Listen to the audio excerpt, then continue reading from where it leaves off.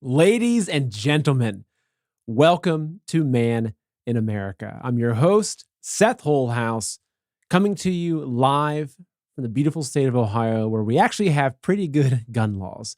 So, recent mass shootings have the Democrats foaming at the mouth to crush the Second Amendment, right on cue. Are these shootings just freak accidents, or is there something more sinister going on? And even if they do pass harsh gun control laws, the question remains, could they actually succeed in their desperate attempt to seize our guns? We're going to cover all this and more on today's show. So, folks, if you're not following me on social media, make sure you are. I'm very active on Telegram and Truth Social, both free speech platforms. You can find me as Man in America. Today's show is brought to you by Rise TV. Rise TV is the reason why I can do Man in America full time. With the big tech, communist, Nazi censorship and demonetization, they've made it really tough for people like me with a mission to tell the truth. And that's why we built Rise TV. Folks, right now we are at war, and it is an information war, and Man in America is how I'm fighting. So over on Rise TV, we have a massive content library and an amazing community of patriots. So if you want to support what I'm doing and what we're doing, please join Rise TV. If you want to check it out, there's a link for a free trial in the description below the video. Come, try it out. I think you're going to end up staying. And folks, secondly, I believe we have some rough times ahead of us, as today's episode will continue to illustrate. A lot of folks are looking for ways to protect your wealth.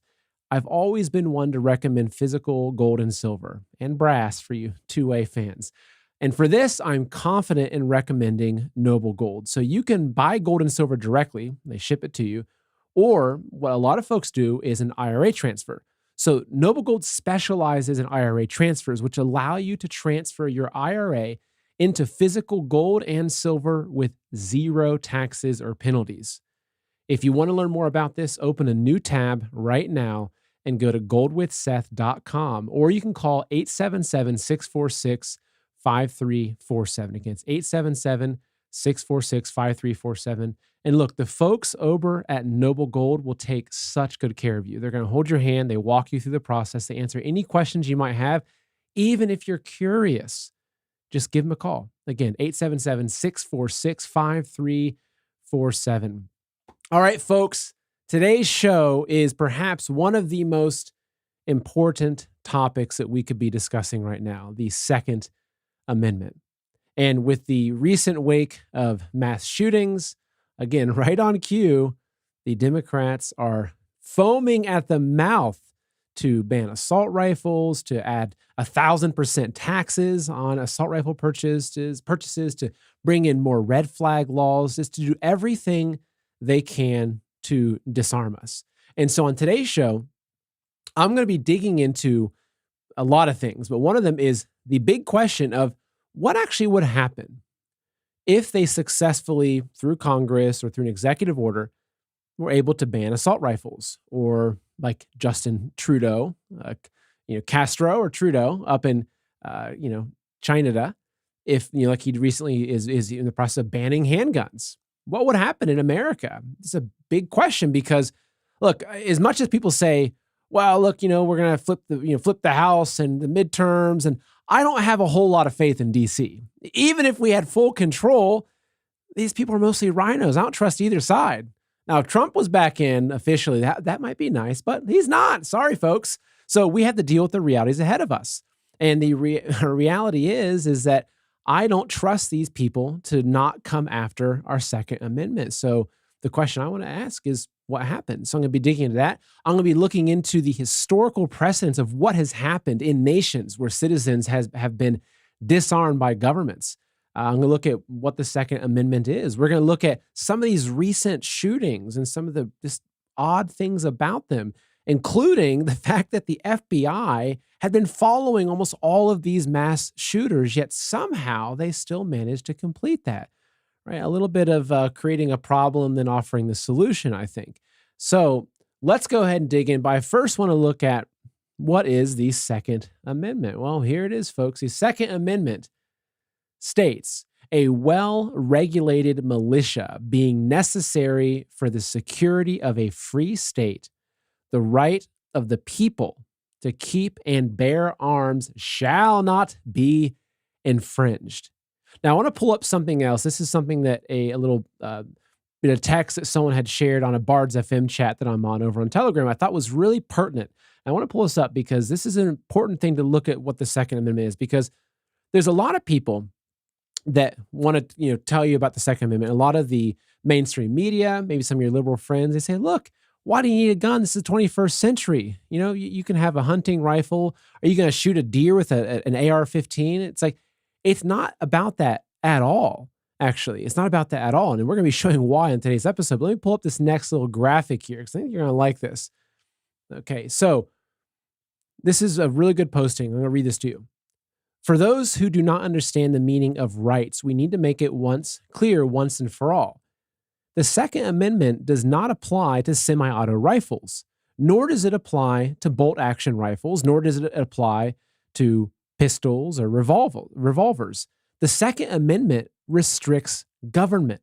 The technology of the firearm is irrelevant. The restrictions on government remain the same regardless of the firearm. The Second Amendment this is the important point, folks. The Second Amendment was not written to grant permission for citizens to own and bear firearms. It forbids the government interference in the right to keep and bear arms. Period. The right of the people to keep and bear arms shall not be infringed. I thought that was a very, very good quote. One more quote as well from our famous Thomas Jefferson. I'm going to read to you really quick. But when a long train of abuses and usurpations, pursuing invariably the same object, evinces a design to reduce them under absolute despotism, it is their right, theirs referring to us, it is their duty to throw off such government and to provide new guards for their future security. So this is an important point. And before I dig into the details of today's show, I want to talk about this one point. It is their right. It is their duty. Okay? It is our right. It is our duty to throw off such government, a government that seeps into the arena of despotism, a government that creeps into the realm of tyranny upon its people, that it is our right to throw that government off. What does that mean? Well, if you look at the Second Amendment, a lot of people think, oh, Second Amendment, I can build, I've got 4,000 or 40,000 or 400,000 rounds of ammo. I've got 15 different AR-15s. I've got a Barrett 50 cal. For a lot of people, the Second Amendment is about, oh, I want to have guns. No, the Second Amendment is a responsibility that is given to the people in this nation to defend this nation from tyranny. And we're going to talk a lot about what tyranny does and how tyranny spreads and how it murders its own citizens where they don't have a constitution and where they don't have the documents, the founding documents that have given us these rights. We're going to talk about that. But fundamentally, though, it is our responsibility to throw off this government. And I'm not calling, and I'll make it very, very clear here. I'm not calling for violence. I'm not calling for armed militias to go march down, in the streets of DC. I'm not calling for that. I'm looking at what this means to us as people and where we're at in history. So for those of you that are very, very pro-Second Amendment and you think, okay, this is so I can defend our country from tyranny, well, I have to ask you, are you doing everything else possible to defend our nation from tyranny? It's a question I ask myself. And the answer is almost always no. There's so much more that I can be doing. Now, one of the things I'm doing is I'm doing this show. I'm right here in front of you as Man in America, trying to inspire you to take action and inspire you to learn more about the history of our country and learn what might be coming through looking at historical precedents, like what's happened in China, what happened in Soviet Union, what happened in Cambodia, okay, versus what happened in Afghanistan, where the citizens were armed to the teeth, okay? So, but the real question is are you just wanting to hold on to guns so you can wait for that one day when the feds show up at your door and you have a firefight to defend the Second Amendment and defend yourself from tyranny? Is that what you're doing? Is that what your Second Amendment means to you? Or does the Second Amendment mean that it is my responsibility as a citizen in the United States of America to do whatever possible to fight off a tyrannical government? The Second Amendment is just part of that. Like, it is our right, but it is our duty. So the thing is that this isn't 1776.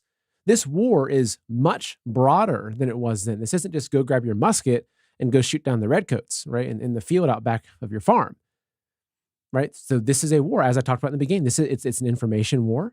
So, right. So are you talking to your friends? You talking to your family? You talking to your neighbors? Are you going online on social media? You trying to help people understand what's happening in the world today. It is a war against our children, which we're seeing right now with all the crazy shenanigans happening with these drag queen stuff and these drag shows. These people are sick. Like, these people are sick.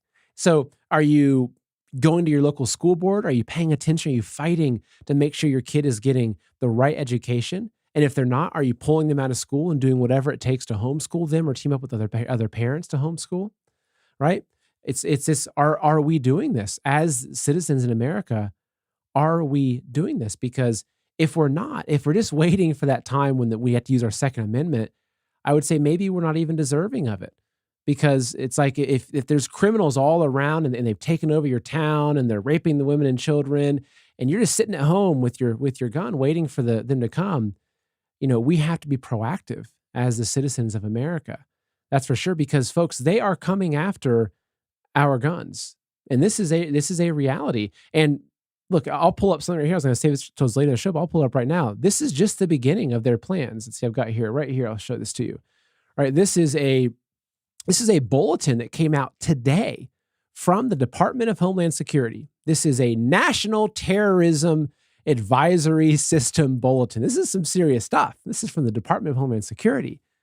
But this tells you what they're planning, right? So I'll read a little bit to this. The United States remains in a heightened threat environment, as noted in the previous bulletin, and several recent attacks have highlighted the dynamic and complex nature of the threat environment. In the coming months, we expect the threat environment to become more dynamic, as several high-profile events could be exploited to justify acts of violence against a range of possible targets. These targets could include public gatherings, faith-based institutions, schools, racial and religious minorities, government facilities and personnel, U.S. critical infrastructure, the media. Well, the media, how'd that get thrown into there? And so much more. So here, look, they're telling us what's coming. And we look at the recent shooting in Texas, we look at the Buffalo shooting, we look at these recent shootings. Unfortunately, I'm concerned that these are just the beginning, because this is their end game. Look, they showed all their cards with COVID. They showed us how they're willing to position themselves as a government. And a lot of the American people have woken up. A lot, I'm sure you've seen it with your friends and family. They see through it. They have awoken. They see through it. So they're frantic, and they also need a really, really, really good excuse to get your support going into the midterms. So unfortunately, and like what they're saying here, I think there's going to be a lot more violence happening. There's going to be a lot more mass shootings. And you're going to see the anti-gun rhetoric get stronger and stronger and stronger.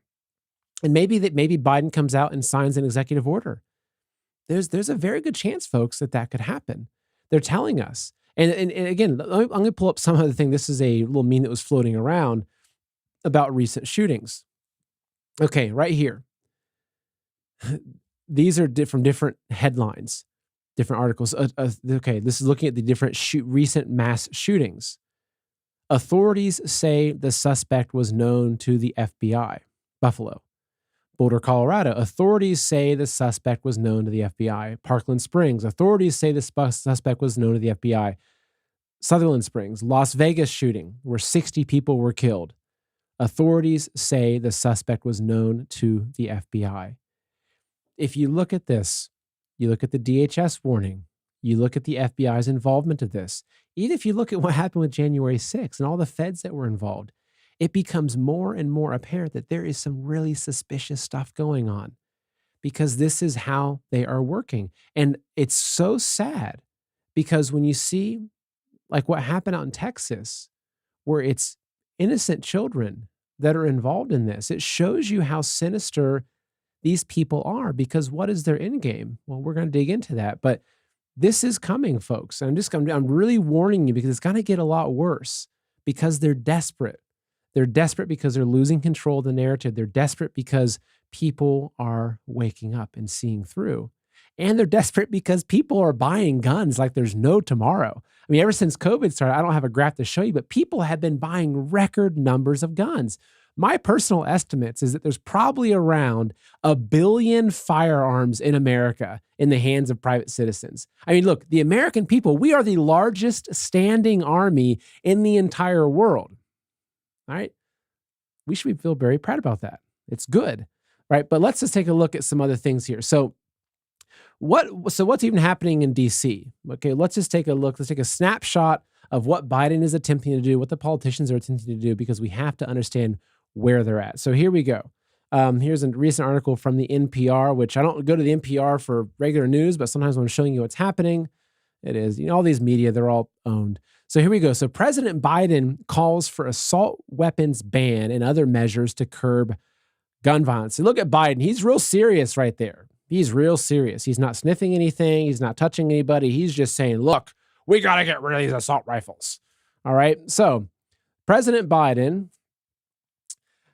called on Congress to ban assault weapons or to raise the age to be able to buy one from 18 to 21 and other measures to curb gun violence in the United States in an address Thursday night. So here we are in America, folks, where if you're 8 years old, you can decide to chemically castrate yourself, and the White House celebrates that, but they want to raise the age to buy a firearm, which could be used for hunting, self-defense, which is one of our constitutional rights. It's clown world, folks. So Biden said, quote, "If we can't ban assault rifles, then we should raise the age to purchase them from 18 to 21, he said. He also called for a ban on high-capacity magazines. Then he wanted background checks, red flag laws, and a repeal of immunity that protects gun manufacturers from legal liability if their weapons are used in violence. That makes a lot of sense, actually. The recent, I think it was Waukesha up in Wisconsin, right? When the black man, don't say that, ran over the white people in the parade, right? And then no one talked about it, right? And if you want to talk about a racial hate crime, but maybe, you know what? I think he was driving a Ford. So maybe we should be able to sue Ford because someone used a Ford car to run over people. Like, that's the logic that they're presenting here. But they're serious. And these people will lie, cheat, and steal to accomplish their agenda. All right? That's just the truth. But maybe you've heard, though, recently that Trudeau recently put a ban on handguns. And this is interesting because the Canadians, it's very interesting, they show us a lot. And they show us, we're looking at clues of what would happen in America if they placed a ban on, say, assault rifles or high-capacity magazines. And for those of you that are watching that may not know, a magazine is the cartridge that holds your bullets. So a high-capacity magazine, like for instance, I own an AR-15. I have 30-round magazines, meaning that this magazine, it's like a little clip that you stick into the base of the gun. It holds 30 bullets. So like in California or New York, they already have a high-capacity magazine ban. So like in New York, for instance, you can't hold more than 10 bullets in your magazine. I think it's 10 is the number. So they want to limit the amount. And so how does that, okay, what's the big deal about a high-capacity magazine? Well, if you are defending yourself, like let's say that China invades, which is a very, very real scenario these days. Just watch my interview with Jeff Nyquist, unfortunately. But say you have to defend yourself and the people that you're up against are also very well armed, as it would be if you're fighting against the Chinese communists hiding in the brush. You might need to have higher capacity magazines because that could mean the difference between life and death in that situation. So that's something else that they're coming after. They're coming after the core things that people need to defend themselves. So that's their plan. But let's see what happened up in Canada, because as I mentioned, Canada gives you a little bit of a preview of what happened. So in Canada, after Trudeau comes out this public statement and his sad, sorry, sappy look, talking about how they're going to ban handguns, handgun sales went through the roof in Canada. Right, so let's look at this. I'm going to read a little bit of this article. This is from Breitbart. So gun control misfire. Trudeau pistol ban sees stores sell out of handguns. So I think that Trudeau is one of the best gun salesmen that North America has ever seen. Fabulous. I mean, hats off to Trudeau. Thank you so much for this.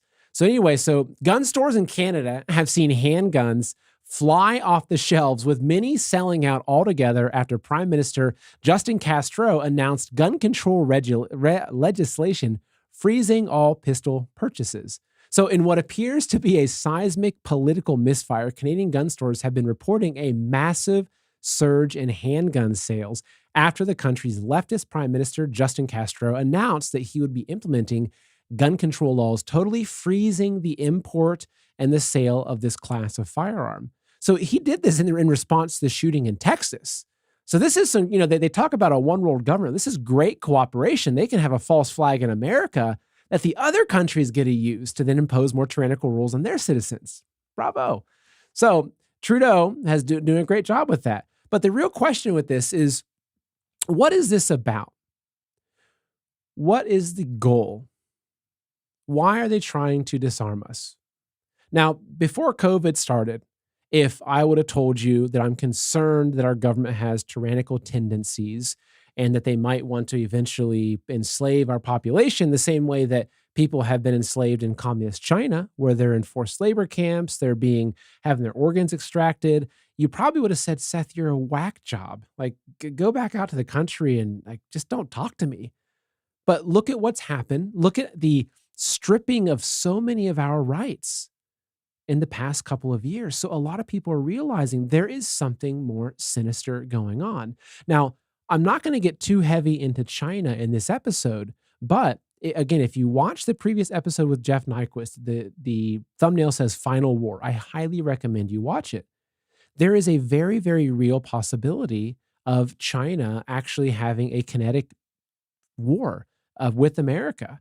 So even further, and that makes me a little bit suspicious because I'm wondering if part of the disarming of Americans actually ties to China's plans. Because there's two options here, right, of how things go south after disarming citizens. One is our own government comes after us. Our own government starts implementing tyrannical rules like Australia.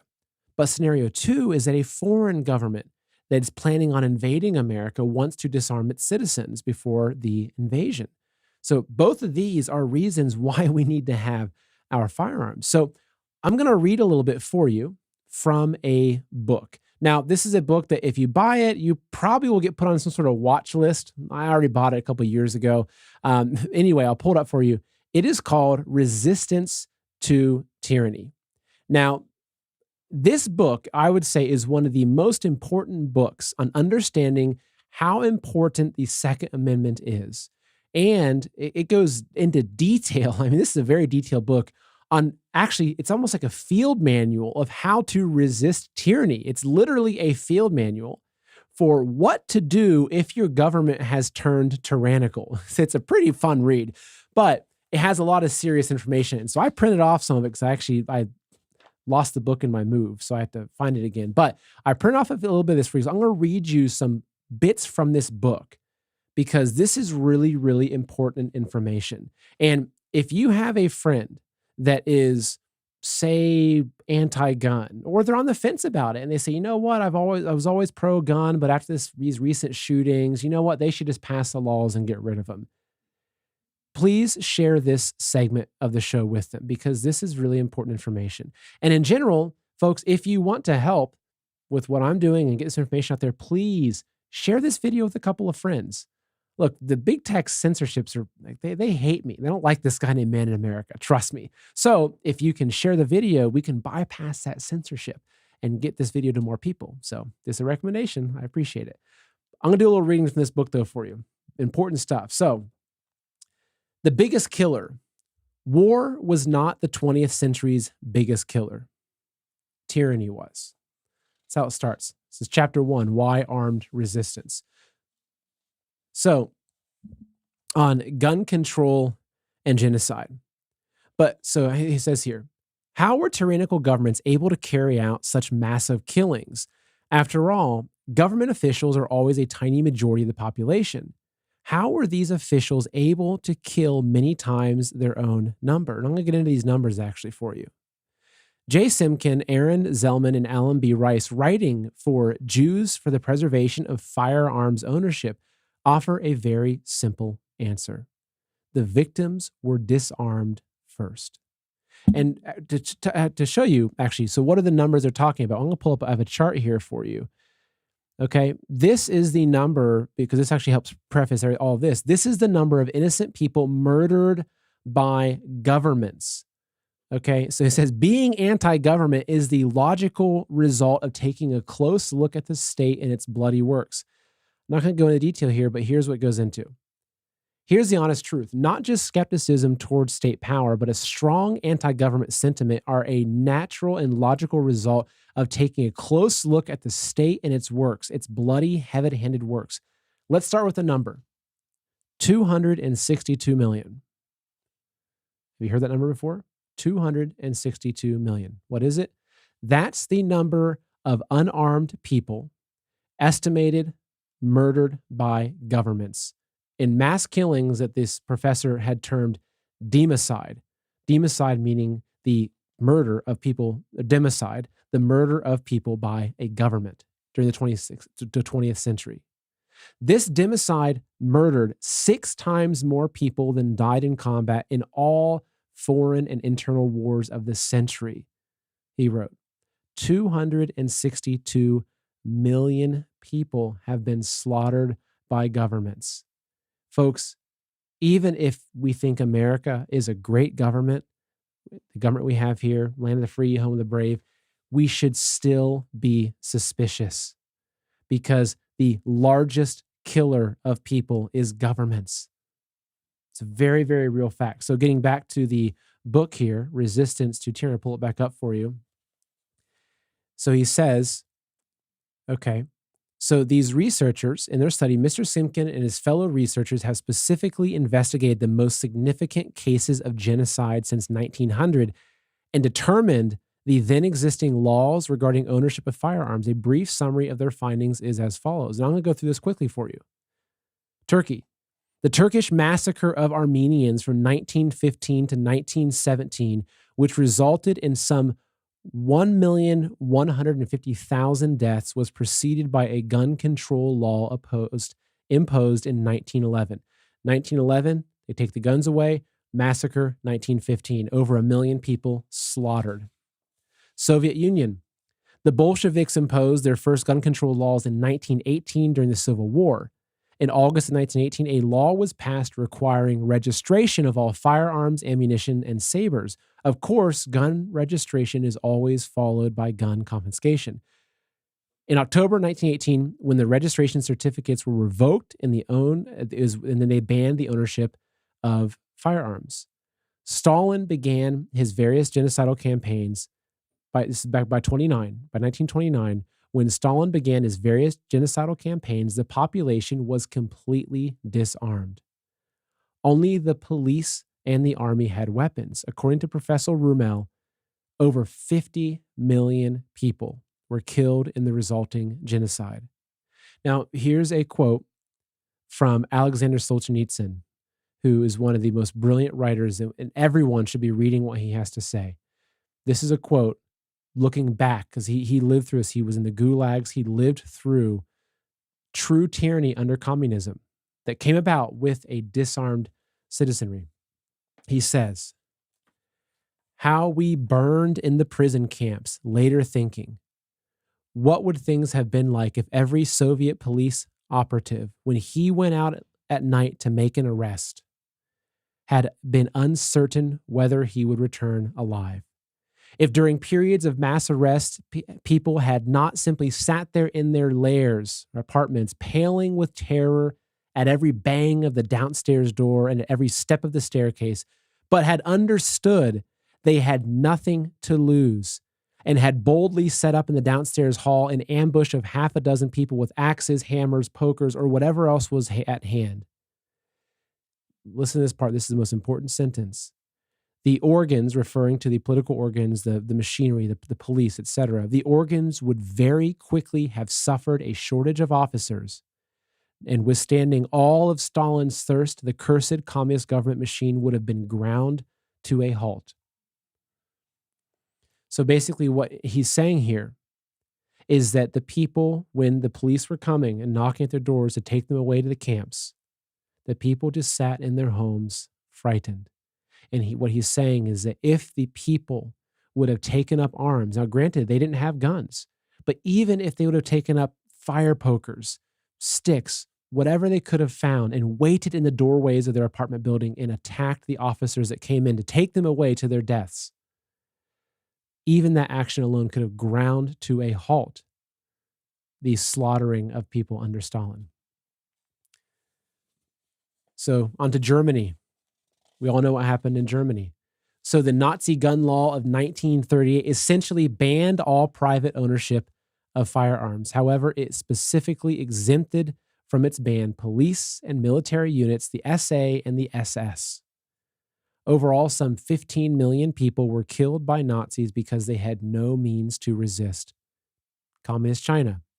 After the takeover in 1949, the Chinese communists imposed a gun control law in 1957 that prohibited the unauthorized manufacture, purchase, or possession of firearms or ammunition. When the Red Guards began their government-sponsored campaign of terror in the 1960s, people had no weapons with which to oppose them. The death toll was noted possibly as high as 80 million. Cambodia. Cambodia holds the record for genocide as a fraction of the nation's population. More than a third, this is insane, more than 1/3 of Cambodia's 7 million people were killed by the Khmer Rouge between 1975 and 1979. The Khmer Rouge won the civil war that started in 1970 and seized power. After that, the Khmer Rouge administrators and troops would enter a village and tell the villagers that they didn't need firearms any longer, since the troops were there to protect them. When the few people who had licensed arms, because this is already after banning, so there's people that still had licensed arms left, but when the few people who had licensed armed and whatever number had unlicensed arms surrendered their weapons, the Khmer Rouge then herded the villagers out of their homes into the killing fields and slaughtered them. Now, here's the interesting part. And this is when I read this book a couple years ago, this was the one paragraph that really stood with me as an important example for people. It's Afghanistan. You think, well, Afghanistan, what about Afghanistan? Yeah, I know we gave the Taliban all of our stuff and Joe Biden completely screwed things up, but this is historical Afghanistan, okay? So if gun control is the prelude to genocide, is an armed citizenry proof against genocide? This is a good question. It's a great question because you could say, okay, yeah, all these people, they had their guns taken away and they were slaughtered. So can you give me an example of where people kept their guns and they weren't slaughtered? Well, here it is. Afghanistan provides the one example to answer that question. Provides one example. Afghanistan is the genocide that didn't happen. The Afghan Penal Code of 1976 had only one article regarding firearms. That prohibited the knowing supply of firearms to criminals. Other than that, firearm possession and ammunition possession completely unrestricted. So the Soviet invasion of Afghanistan in 1979 could have resulted in the same kind of genocide that had been visited upon Eastern Europe after it was occupied by the Soviets. Look, the Soviets weren't like going into a country and being nice. They were going into a country and slaughtering the people. So they attempted and they had an invasion of Afghanistan in 1979. What happened? Okay. So it could have turned into Europe. It didn't, because the Afghans were armed to the teeth. No, they didn't have tanks, cannons, and missiles, but they had rifles. These were enough. The rifles allowed the Afghans to hold out until the U.S. and its allies, shamed by the Afghan resistance, finally supplied them with weapons capable of dealing with tanks and helicopters. Not only was genocide prevented, the Afghans maintained their independence from the Soviet Union. The evidence is clear. Genocide is possible when the victims genocide is impossible when the victims are armed and able to resist. Disarming the population is always the first step to genocide. So, I thought it was just very, very important for us to take a look at the historical context of what has happened when people have had their guns taken away. And so for people, and you can find this information all over online. So if you have friends and family that are like, "Oh, you should give up the guns," tell them about this. Show them. Show them the numbers. Read them this information because it's so important. If you want to, buy that book. It's called Resistance to Tyranny. It's written by, here, I'll pull it back up for you again, written by Joseph Martino. Okay. You can find it online. I'm not going to give you any links. You can find it all kinds of places, and you don't need to go to Amazon. But read that book. It's a very, very good book. So I wanted to take a look at the question of what happens? What happens if the Biden administration ends up passing, say, even let's just look at an assault rifle ban, not even a confiscation, because all of what we read, those are where these citizens were completely disarmed. But what happens if they pass an assault rifle ban? Okay, well, let's take a look at this. So I'm not sure if you're familiar with this, but there's something called. Do you remember back when all the arguments about immigration and as under Trump, and you had places in California that set up these sanctuary cities, right? Basically, or sanctuary counties. Basically, what they're doing was they're setting up a sanctuary, saying, "Look, your federal immigration laws we don't agree with them." And look, it's actually a state's right, it's a county's right to question the government above them. Like, that's the beauty of the Constitution, is that the beauty of the Constitution is actually that your sheriff has more control over you, good or bad, than Joe Biden, because the power, it's just how the system is set up. It's brilliant. So you had these sanctuary cities for immigrants that they weren't allowing ICE agents to come in and take away these immigrants. So what's beautiful, though, is that, yes, while we had some extra immigrants coming into some of these really liberal cities out in California or New York, okay, you can have them, okay? So while that happened, but they laid the precedent for what they now call Second Amendment sanctuary states, counties, etc. So this is something that is very interesting, because if at a federal level, let's say they ban assault rifles, we have all these counties across the nation, which I'm going to show you the map of it. It's incredible. They have stated that we will not comply with federal laws that violate the Constitution. So this is incredible. So let me go, I'm going to open this article up, because this will help explain just, what these sanctuary cities are. So let's take a look at this. Okay, so Second Amendment sanctuaries explained. Now, this is an article back in 2020, so some of the numbers have been updated. So let me go to my first point here. So the Second Amendment type of sanctuary refers to a city, town, or county or state, there's actually sanctuary states, that has adopted a resolution rejecting the enforcement of state or federal gun laws perceived to violate the Second Amendment. Targeted regulations commonly include red flag laws, universal gun background checks, and bans on assault-style weapons, which is exactly what Joe Biden is talking about. Now, what's interesting is when you get to the sheriffs. So, what role do rural sheriffs play in the sanctuary movement? So, listen to this. After a wave of states passed reforms after Sandy Hook in 2013, sheriffs in Oregon began publicly declaring they wouldn't enforce new gun restrictions. Many of these law enforcement officials aligned themselves with the movement of what are called constitutional sheriffs. So the constitutional sheriffs believe their position should grant them the authority to determine the constitutionality of state and local laws, even if that means defying the federal government. So this is really important, folks, because when you're thinking about where you live, you have to ask yourself, do I know my sheriff? Is he a constitutional sheriff? Because the premise of a Second Amendment sanctuary state is, let's just say that Biden does this. You say he passes this law, assault rifle ban. The idea is that the sheriff, like, who's going to enforce it? Normally, if the government passes a law, like let's say they pass a law banning, or some sort of seatbelt law or something that the federal government passes, then normally it's the local police officers that actually they're updated and they have to abide by that, enforce that law. But what happens when they don't agree with that law because they're saying, no, look, this law goes against the Constitution? Well, that's what a sanctuary state, city, county is, et cetera. So the curious question is what happens in that scenario, which we're going to get to that. But I first want to show you, check this out. And I'm going to full screen this because you're going to want to see this. if I was to ask you, what percentage of America do you think has actually passed these Second Amendment sanctuary counties or states? Is it 10%? Is it just like Texas and Florida and maybe like Louisiana? No. Check this out. This is going to make you really happy. Okay. This right here, this is a map of all of these Second Amendment sanctuary and pro Second Amendment counties and states in America. It's actually more than 60% of America.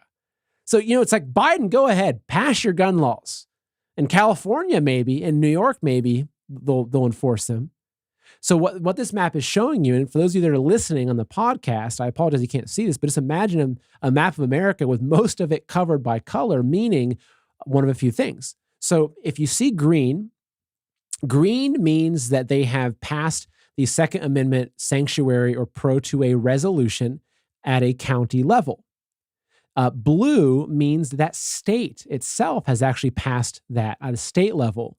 And then purple is where both the county has passed it and the state has passed it. So you can see Texas, for example, has passed it at a state level, and probably about maybe 25% of the counties have also passed it. Ohio, for instance, where I live, and actually I found this out after I moved to Ohio, I moved to where I'm at now, that my county is actually a Second Amendment sanctuary county. So Ohio, probably about a third or so of the counties in Ohio are Second Amendment counties, sanctuary counties, but the state itself isn't.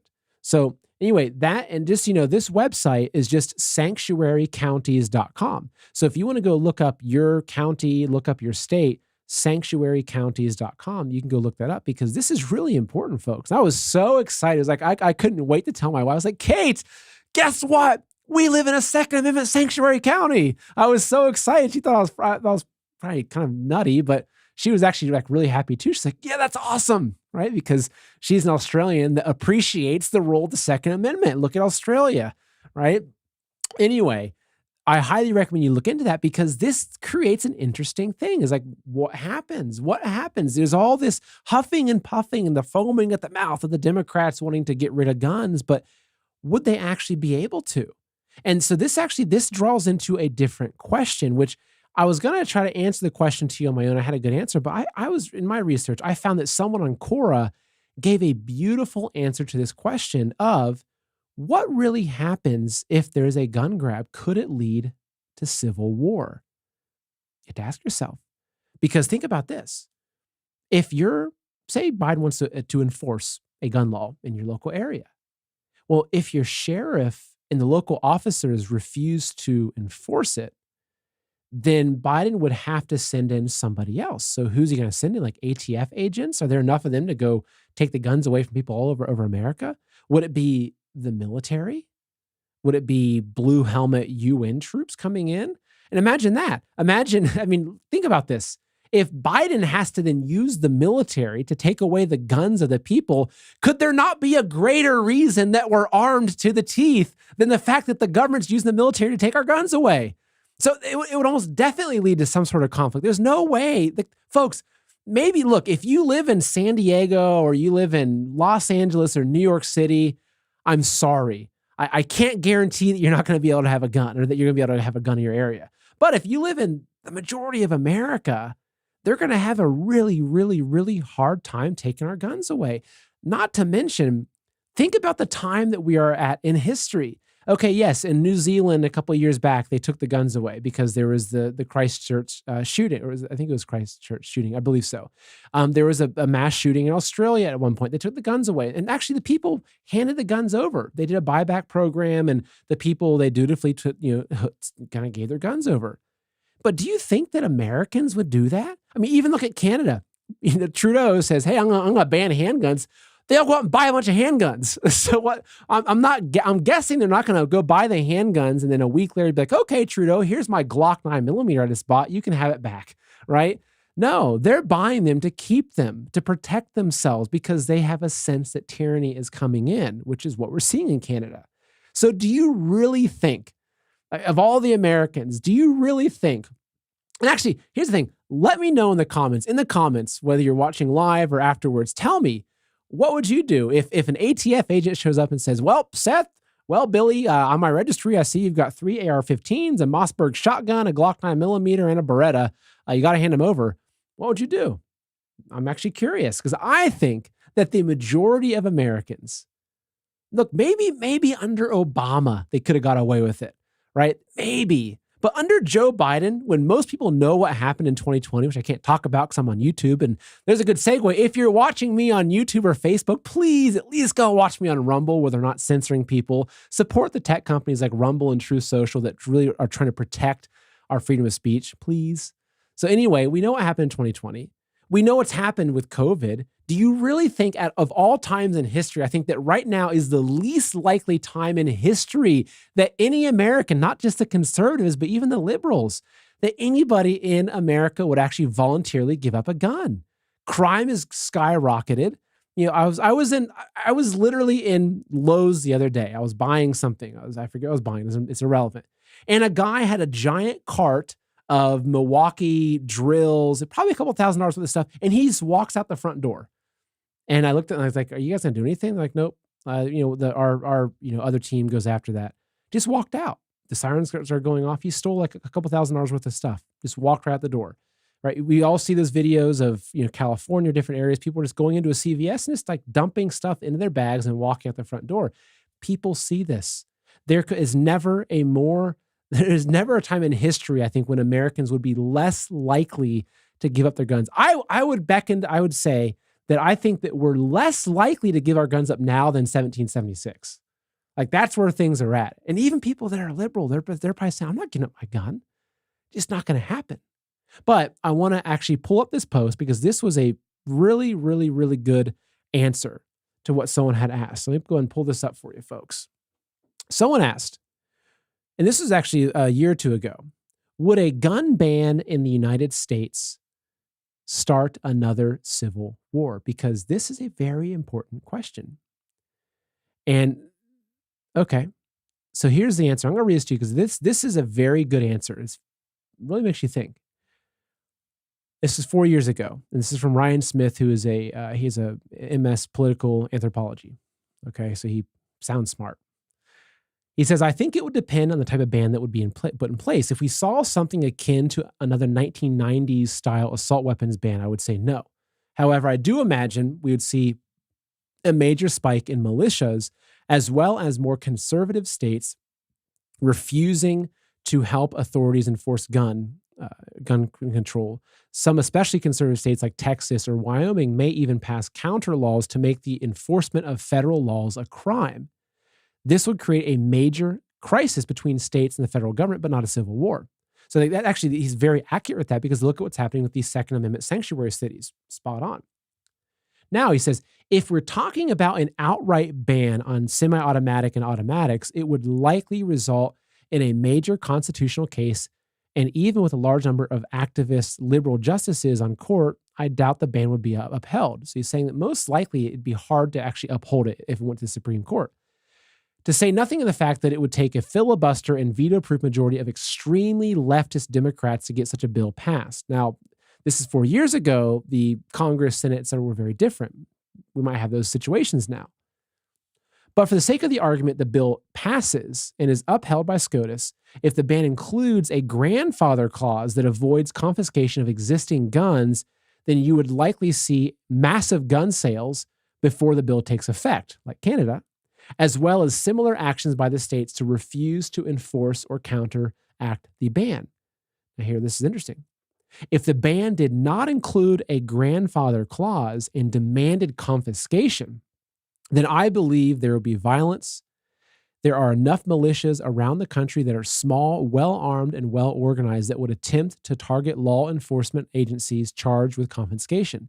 Again, that goes back to the quote from Alexander Solzhenitsyn saying that if the officers are scared, if the sheriff is scared that when he sends his officers out, they may not come back, they're not going to do it. Sorry. They will not do it. So and here you go. Local law enforcement, continuing to read, would likely refuse to help with confiscation efforts, partially out of opposition or fear of being targeted by militia groups. Some overwhelmingly conservative states, such as Texas, may even secede, and you could see a possible movement of conservatives to seceding states and liberals out of said states, because basically further politically balkanizing the United States, which we're already kind of seeing that happen. If the Second Amendment was repealed, which I don't think is even impossible, as I think that the Bill of Rights is inexpugnable, which includes the right to bear arms, this, in my view, would doubtlessly trigger a civil war, with conservative and even some liberal pro-gun states either declaring independence or refusing to recognize federal authority. The military would be fractured, some units would defect, and other units would be fractured due to the desertions of soldiers,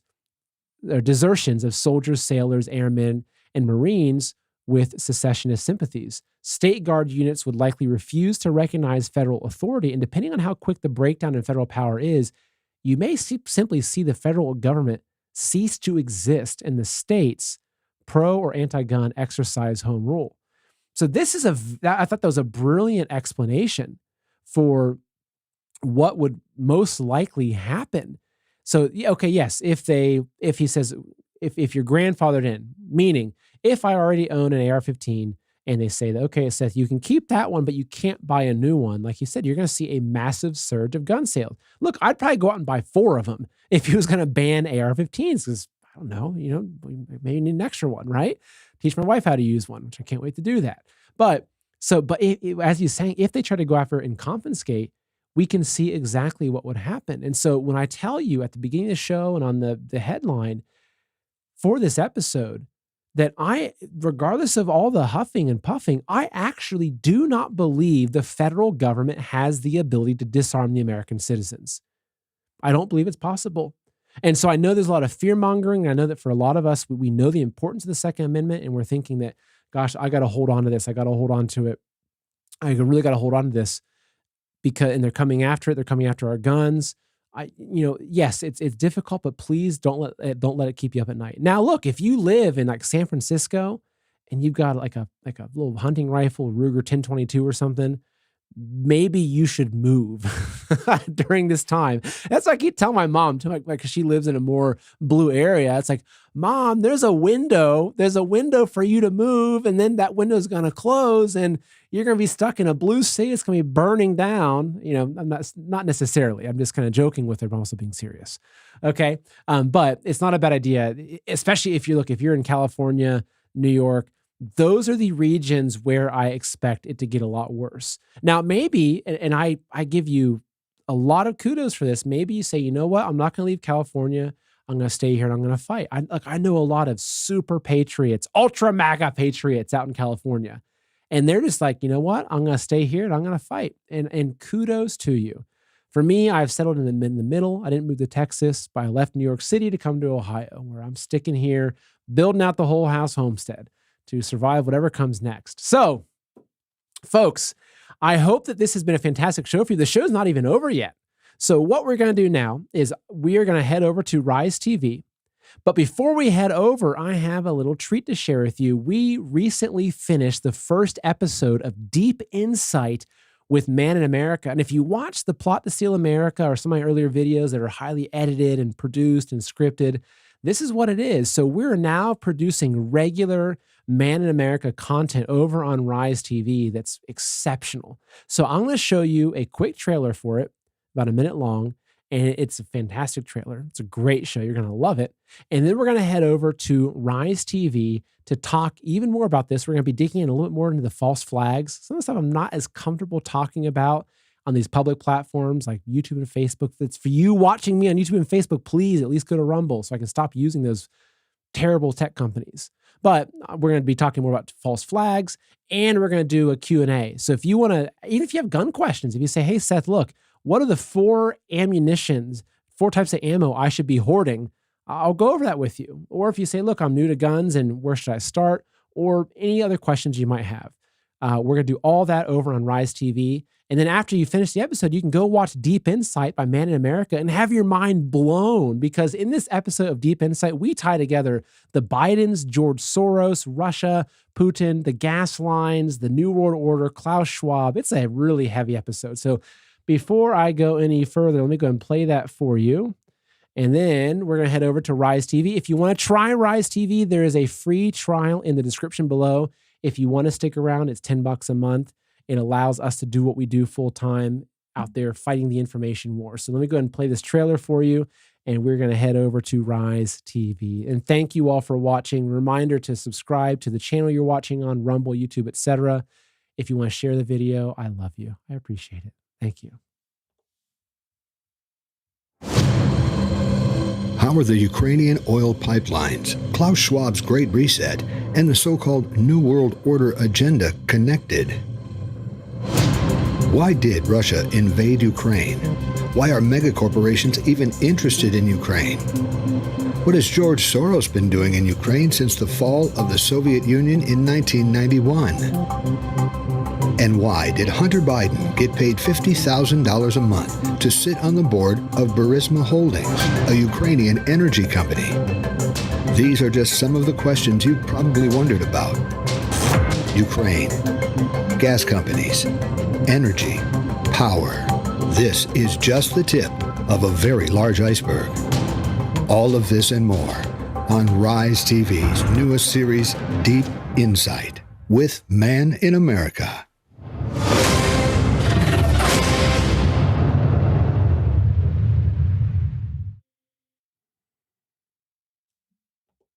All right, folks, that is over on Rise TV. I just saw a comment.